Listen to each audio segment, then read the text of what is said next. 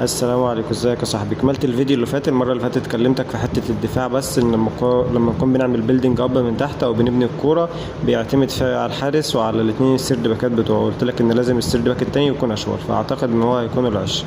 حته كوكا لسه ما اتحسمتش زي ما قلت لك. حمدي او مروان او ديانج لسه ما قلت لك، ما اعتمدتش برده، بس اعتقد ان حمدي اللي هيلعب، لان حمدي بيعرف يلعب الحته دي كويس جدا، وان هو ينزل بين قلبين الدفاع حلو. طيب حته نص الملعب بن رمضان وامام عاشور دول مفيش نقاش عليهم، ما اعتقدش ان هيبقى فيهم جدال او نقاش كتير. خط الهجوم بقى دلوقتي عندي طبعا عندي زيزو وبن شرقي وحسين الشحات وتريزيجيه وطاهر، وعندي وسام وعندي جراديشار.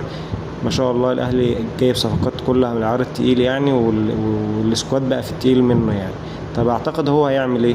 زيزو ما اعتقدش ان هو ممكن يبدا، بس انا حاطط اسم زيزو لان زيزو راجل اصلا هي لعبته ان هو بيلعب وينج رايت، يعني هي دي اصلا لعبته. فانا حاطط اسم زيزو لان لو عايز تستفاد من زيزو تستفاد من زيزو في الحته دي، تستفاد منه في الحته دي. يا اما رقم 8 هاف رايت، يا اما تلعبه وينج رايت، ما لهاش حل تالت.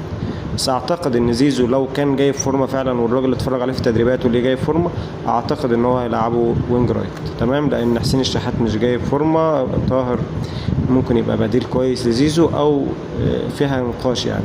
طب تريزيجيه مع حسام حسن وشويه برضه فيتوريا كانوا بيلعبوه في المنتخب، يعني كانوا بيلعبوه 8، عشان طبعا انت عارف كان في زحمه في الهجوم عندنا في منتخب مصر، مرموش وصلاح وغيره وغيره. طيب تريزيجيه بقى هيرضى في الاهلي يلعب ان هو يلعب مركز 8 ولا هيلعب هنا؟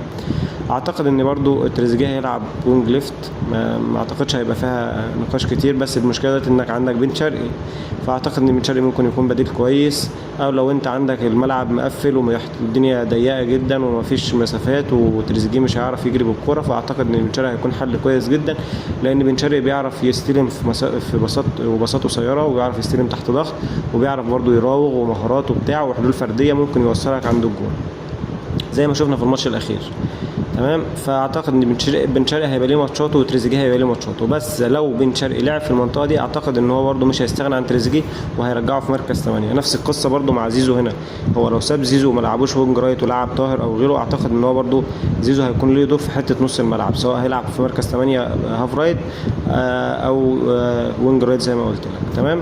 ده بالنسبه لمين؟ لخط الهجوم. طيب وسام ولا جراديشار؟ اعتقد ان وسام رجله في الملعب اكتر، وجراديشار هيكون بديل مناسب ليه جدا، بس اعتقد ان وسام اللي رجله في الملعب اكتر. فدي التشكيله بشكل عام.